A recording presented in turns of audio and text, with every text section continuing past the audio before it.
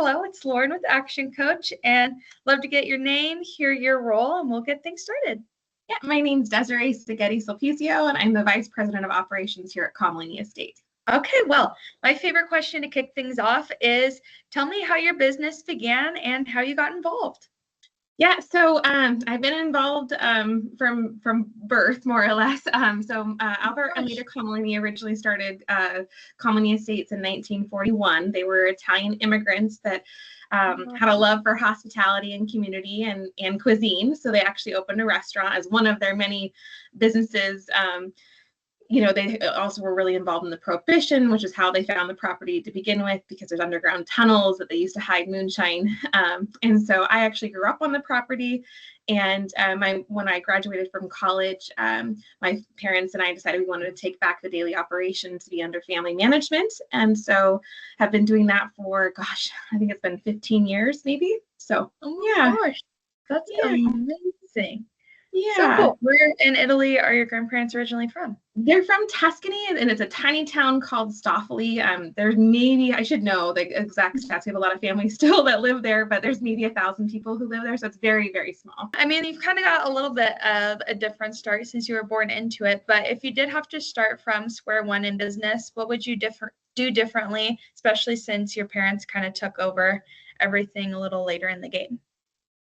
Gosh, I think that I would think we would invest in systems and automations earlier, and primarily kind of in the CRM, event coordination and communication, like internal communications. I think when you're wearing every hat, you easily get stuck in like the reactive mode and versus being more proactive. So now that we've got some real systems in place, I really kick myself that we didn't do that 10 years ago. So that would definitely be one of them. I think another would be defining our ideal customers and niche earlier on. So like help us inform like where our more strategic growth could be. And, making, marketing that message earlier on, I think also would have been more powerful. So yeah. What would you say your niche is at this point? It depends on which part of our business you're talking about. So I would say our primary business is wedding and events. And so we, now it's like Gen Z to millennials primarily, not that we don't do boomer weddings as well, but it's those who are looking for something elegant, but with a historical nod. I would say for the wedding sector. But then again, where we're seeing more growth is in a couple different avenues, like our frozen retail line. We're now going to be at 6 farmers markets. We're hoping to get USDA approval to go kind of into the grocery and retail market in the next couple years. And so, so it's kind of I now have like a, what do you call it, an avatar for every version of or every sector of our business. So that's so cool. Okay, and then what has been one of your biggest learnings as an employer since you began in the business? Biggest learning as an employer. I would say that like culture starts at the top, so your team reflects your leadership. I think having clear expectations are critical, but also having compassionate leadership, I think, is really key. Employees need to feel seen, supported, and proud of where they work. So I think that would be kind of the big key. But I also think like documenting training and making sure you're providing, because everyone learns differently and everyone needs to be supported differently. But like setting a consistent accountability structure for everyone has been helpful too. So awesome. And then kind of steering off, what are some common misconceptions about running a business and how do you address them? Oh gosh.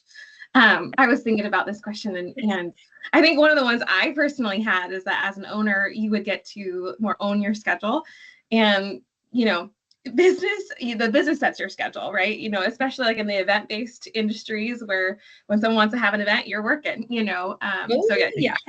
I have like friends who'll be like, oh, can't you just, I'm like, take the day off. And I'm like, no, that's not how, that's not how this works. And I love my job. So I'm more than willing to do the sacrifice, but it is, you don't get to choose your schedule. So the other one maybe I was thinking about too was as far as myths go, is like once you're established, everything gets easier.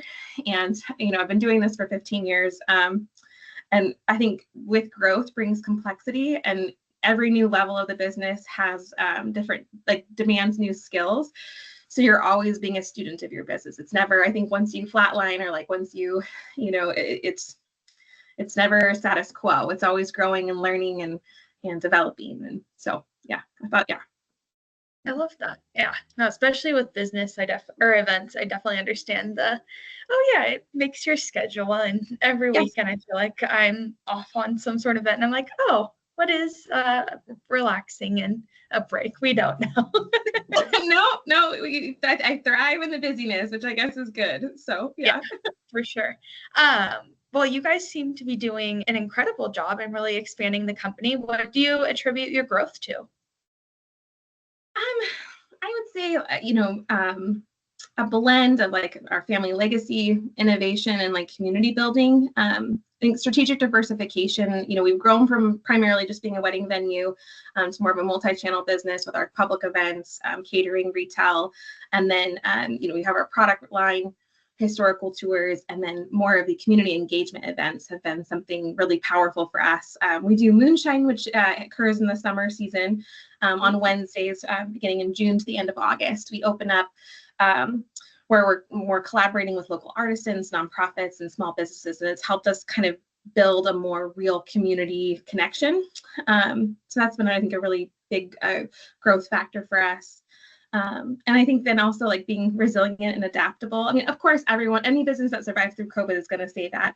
But I think on every level, even in the day-to-day, being able to, you're going one way and it's not working, and being able to say, okay, that was a mistake. We need to transition and pivot. So being, flexible and adaptable is certainly a big contributor too. Yeah, I love that. And then we kind of touched on this earlier, but how do you balance your personal life with the demands of running a business? Ooh, you try. You try the best that you can. I don't know if there is really truly a balance. I think I believe in like seasons of life. There's seasons to hustle and there's seasons to pause and refresh. I'm a mom, a wife, and I'm soon to be a mom of two, actually. So balance isn't always about equal time, but more about like intentional presence.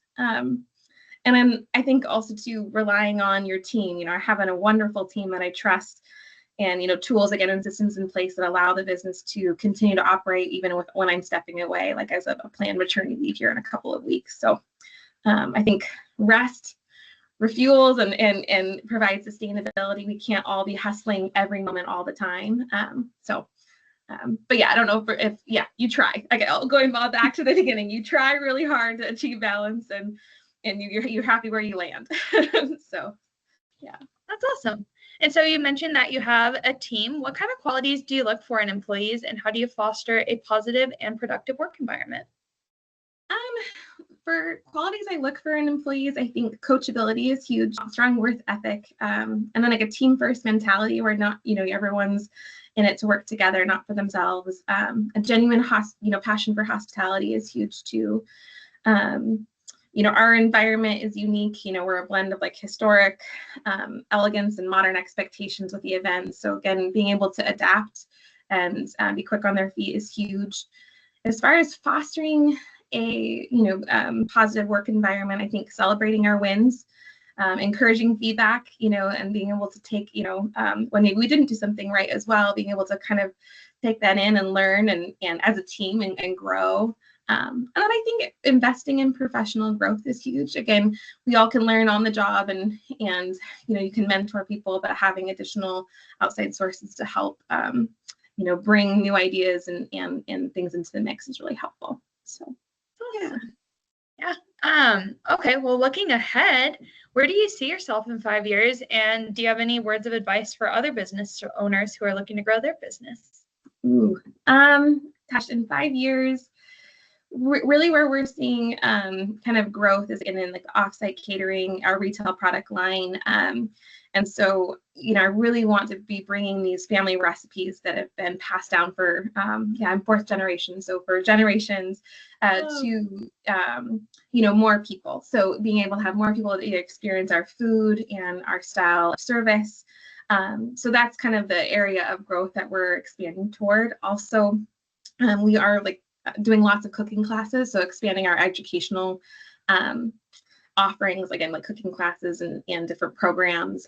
We do a lot of handmade hand-formed pasta creation, which has been a really fun way to have like a twist on events. I mean, cooking classes aren't anything new, but for us, it's just a different way to engage with our customers, and it's been really affirming and really fun. And you get a little more one-on-one time, and people have had really positive things to say about that. So I'd love to see that grow. Advice though for other business owners, I think investing in your people, your processes, and your purpose, like not chasing every opportunity, chase the ones that align with your mission and that you can scale sustainably. I think, especially when you're a new business owner, you are excited about every opportunity. And it isn't to say that you don't know yet which ones are the right ones sometimes, and you have to live and learn.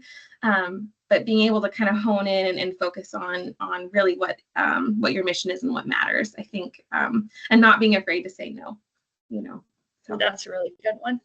That's making me all hungry talking about cooking classes. Like, oh, they're so much fun, Lauren. You'll have to come. They're just our chef team. They're fabulous, and they're so knowledgeable. But it's and again, in Italian food, it is very particular.